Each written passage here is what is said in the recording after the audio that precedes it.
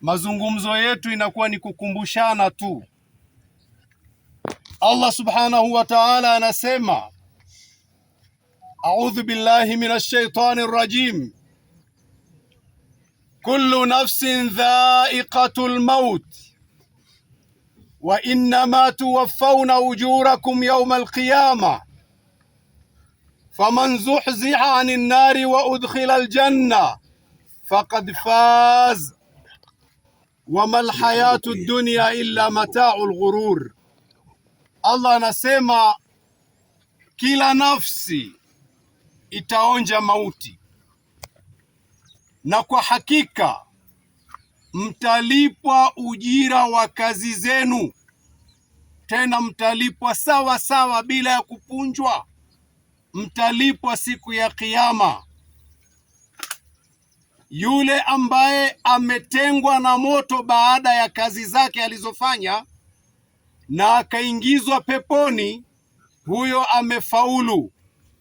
Mwisho wa maneno, Allah akasema, na maisha haya ya dunia si vingine ila ni starehe ya kubabaisha tu. Napenda tukumbushane ujumbe mfupi katika mazungumzo haya ya aya. Allah aliposema mtalipwa malipo kwa kazi yenu, maana yake hiyo kazi ni hapa duniani. Kila mmoja anajua kwamba hakuja mwenyewe kwenye dunia, hilo hatutofautiani. Lazima tumeletwa, na aliyetuleta alituleta kwa kazi maalum, ni kufanya kazi mfululizo kama vile anavyotaka yeye, na hizo kazi tutakazofanya tutalipwa. Nataka nipige mfano wa dunia tunayoishi, kwa kuwa Allah ametupa utashi na hisia. Ule utashi wetu hapa duniani, kuna watu wanajichagulia, wanahangaika mchana na hawajaandaa pa kupumzika usiku. Kuna na watu wamejichagulia, wanahangaika mchana na sehemu ya kupumzika wameandaa, na kila mmoja anafanya kwa utashi wake na anazo hisia.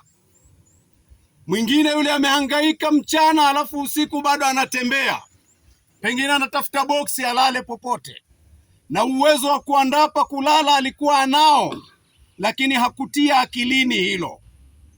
Mwingine akaandaa sehemu ya kupumzika, na ukifika usiku akapumzika, na mchana tunakuja kukutana tena, tunazunguka wote pamoja. Na maisha haya kuna mapumziko marefu hapo kwenye kaburi kabla ya siku hiyo ya kulipwa ujira.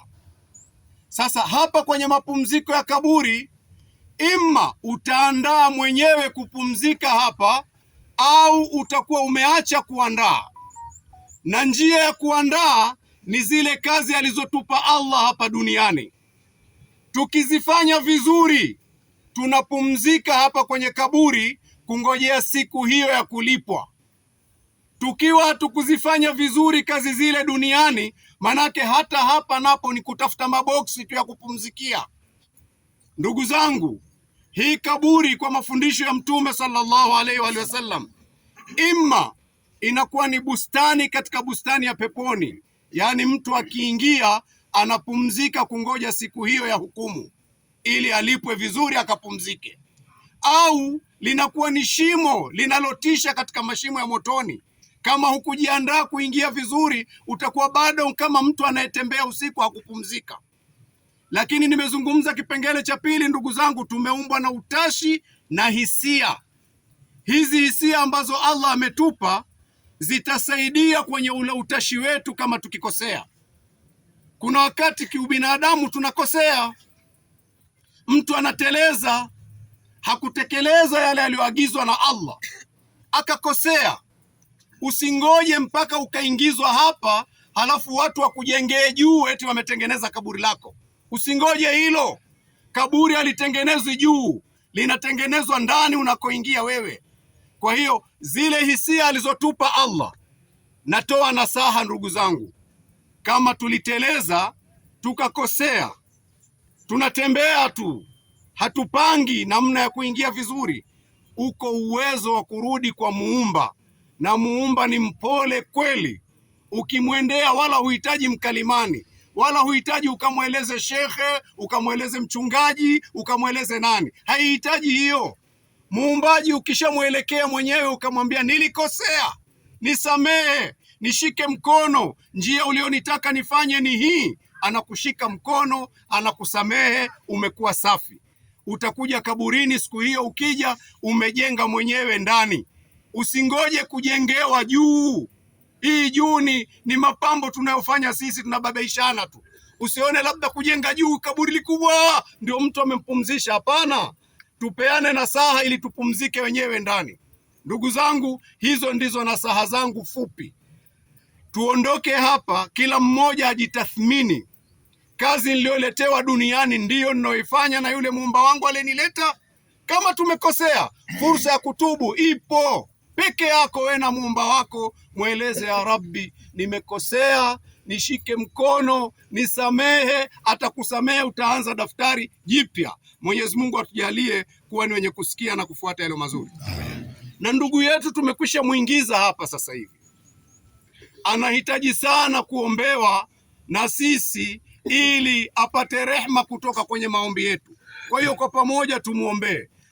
Mwenyezi Mungu mthibitishe hapa alipoingia, mthibitishe kwa kauli thabit, mthibitishe kwa kauli thabit. Mpe kitabu chake kwa mkono wa kulia, msamehe mapungufu yake na sisi utusamehe mapungufu yetu. Mle tulimoteleza tushike mkono ya Rabbi, ili tukija hapa tusalimike. Mwenyezi Mungu, unayajua tunayoyasema na unazijua nafsi zetu na udhaifu wetu.